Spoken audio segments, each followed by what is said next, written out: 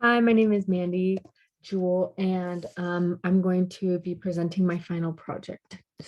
So let me share my screen here.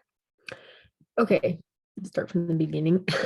Okay, so here's my IS 515 final project.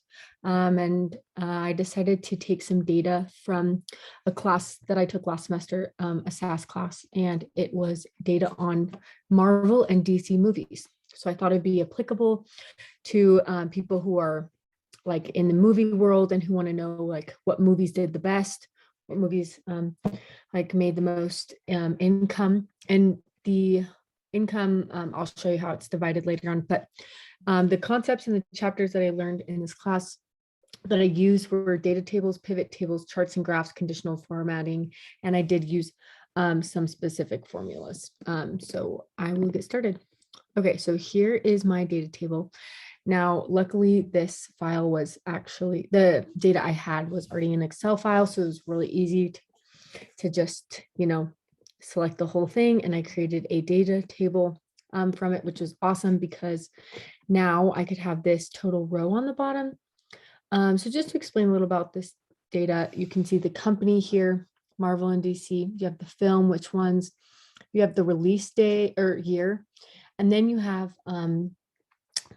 the earnings. And so there's adjusted, worldwide, domestic, and foreign.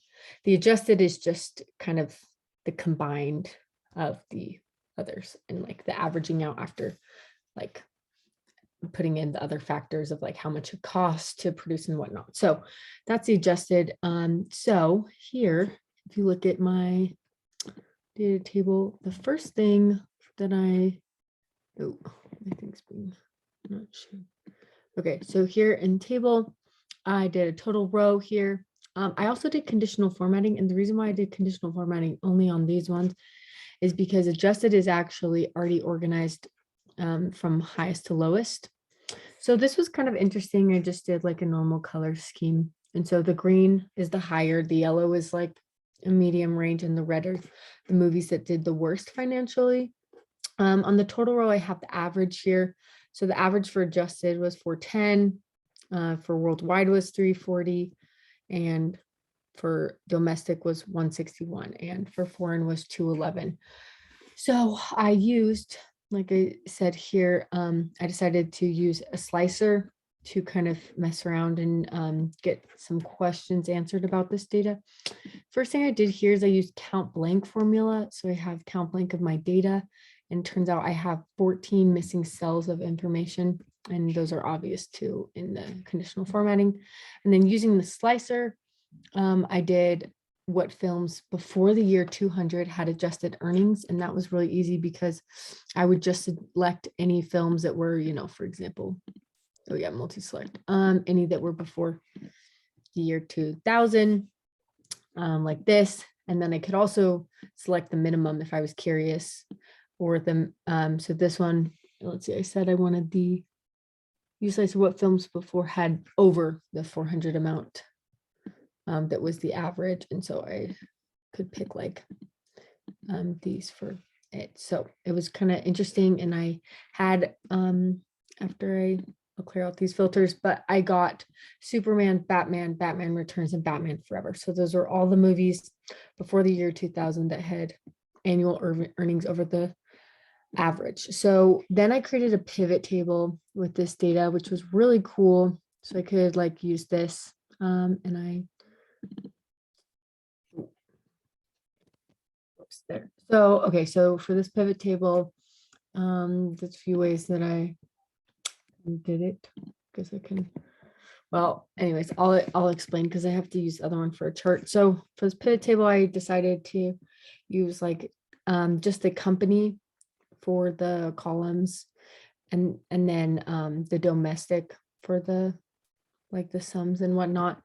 I also did it for a few other things. So what was the total amount of adjusted earnings for all movies before the year 2000? And that was 40,000 or 4,000 range. And I don't think I explained this at the beginning, but this is all in the 100,000s range. So this is not just, this is 4 million.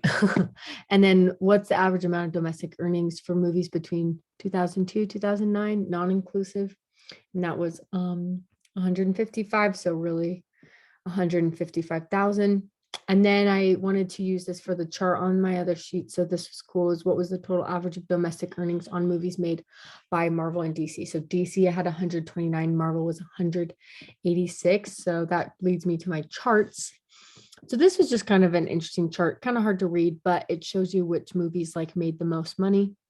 And the top one was Avengers.